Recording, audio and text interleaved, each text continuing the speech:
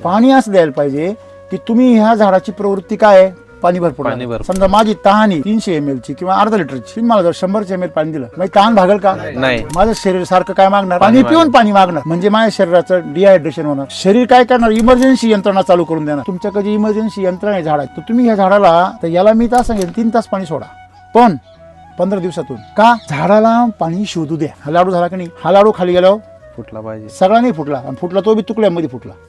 म्हणजे हा लाडू खाली गेल्यावर असा डायरेक्ट हे बायच्या गोळ्या होता का नाही, गोळ्याने झाल्या पाहिजे. म्हणजे ही माती कशी पाहिजे, आता ही कोरडी की नाही एकदम, काय झाला लाडू हे मॉइश्चर एकदम कम्प्लीट आहे. कोरडी मातीचं तुमचं मॉइश्चर, तुमच्या कोरड्या माती सुद्धा काय आहे, मॉइश्चर आहे. म्हणजे तुमच्या झाडाला पाणी शोधू द्या. तुम्ही हे लाडकं करून ठेवलं म्हणून ते सुकत का? त्याला माहिती आहे मी सुकलो बुडाशी पाणी येतं माझ्या लगेच. तुम्ही पाणी व्यवस्थापन जर शिकले तर तुम्ही फार मोठं यश मिळवाल. एक सगळ्यात मोठा फायदा काय होईल, क्षार कमी येते. हा CMV व्हायरस कशामुळे येतो? क्षारामुळे येतो. जेव्हा वॉटर सोल्युबल आले येताना व्हायरस घेऊन. का बरं व्हायरस येतो? साधी सिंपल गोष्ट आहे. मिनरल ज्यावेळेस डिफिशियन्सी तयार करतात ना, त्यावेळेस झाडाचे जे काही मेरिस्मेटिक टिश्यू म्हणतात त्याला, जे वरची वाढणारे टिश्यू असतात ना, त्यांचा बॅलन्स बिघडतो आणि ते आजारी होतात. ते आजारी झाले की त्याच्यावरती हे व्हायरसेस काय करतात, अटॅक करतात आणि ते तिथून त्या झाडामध्ये पसरतात. अशा प्रकारचे ज्यावेळेस वातावरण अनुकूल होतं त्यावेळेस ते एका झाडावरून रसशोषक किडींद्वारे पसरतात. आलं लक्षामध्ये?